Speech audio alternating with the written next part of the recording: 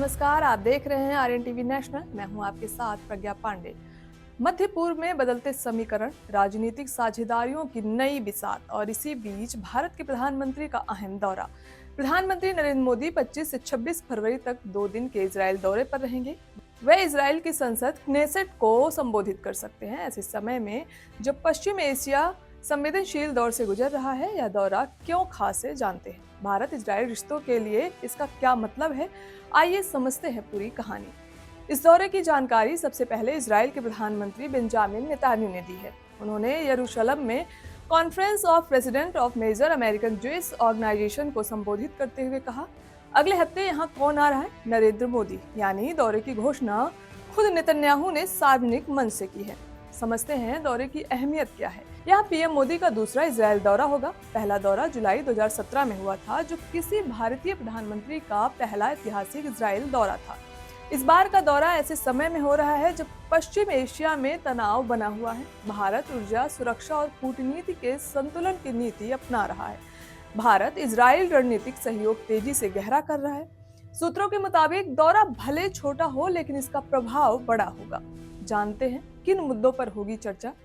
प्रधानमंत्री मोदी अपने 2 दिन के दौरे में द्विपक्षीय संबंध, रक्षा सहयोग, तकनीकी साझेदारी, आतंकवाद विरोधी सहयोग, क्षेत्रीय हालात जैसे अहम मुद्दों पर चर्चा कर सकते हैं। इजरायल के पीएम नेतन्याहू ने भारत को नामुमकिन पावरफुल और लोकप्रिय देश बताते हुए रणनीतिक सहयोग बढ़ाने की बात कही। रक्षा और तकनीकी सहयोग, भारत और इजरायल के बीच हाल के वर्षों में रक्षा सहयोग तेजी से बढ़ा है। नवंबर में दोनों देशों के रक्षा, औद्योगिक और तकनीकी सहयोग बढ़ाने के लिए एक महत्वपूर्ण समझौता किया गया था। तेल अवीव में संयुक्त कार्य समूह की बैठक हुई, जिसकी अगुवाई इजरायल रक्षा मंत्रालय के महानिदेशक मेजर जनरल अमीर बाराम ने की। भारत के रक्षा सचिव राजेश कुमार सिंह ने इसमें सहमति बनी। उन्नत तकनीकी साझा करने पर, डेवलपमेंट और प्रोडक्शन पर, एआई और साइबर सुरक्षा सहयोग पर, रिसर्च एंड डेवलपमेंट पर बढ़ाने पर। आपको बता दें कि सिर्फ रक्षा ही नहीं, व्यापारिक रिश्ते भी मजबूत हो रहे हैं। 2025 में इजरायल के कई मंत्री भारत आए। पर्यटन मंत्री हाइम कैट्स, अर्थव्यवस्था मंत्री नीर बरकत, कृषि मंत्री एवी डिचर, वित्त मंत्री बेजालेल स्मोट्रिच। इसी दौरान दोनों देशों ने बायलैटरल इन्वेस्टमेंट ट्रीटी पर हस्ताक्षर किए।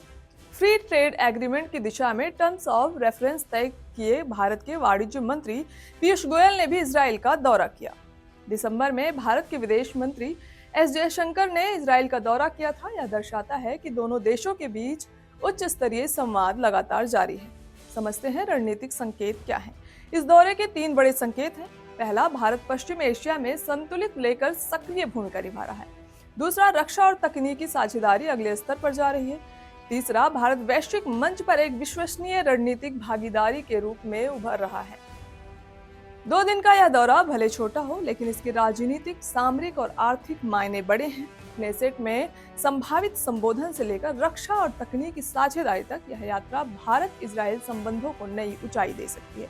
अब निगाहें 25 फरवरी पर हैं, जब पीएम मोदी एक बार फिर इजरायल की धरती पर होंगे।